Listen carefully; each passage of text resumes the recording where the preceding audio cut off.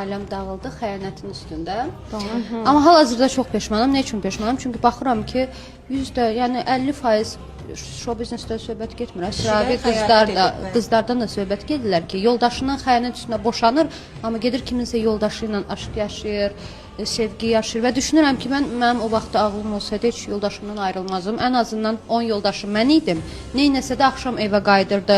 Belə pis çıxmasın. Məclisə mənlə gedirdi, toya mənlə gedirdi, xeyrə mənlə gedirdi, şərə mənlə gedirdi. Ən azından quru nəfəsi var. Evinə kişi gəlir. Amma biri var, evli bir kişini sevirsən, ay evinə getdi, söz-söhbət görürük də ətrafımızda. Ona görə xəyanətə yox deyirik.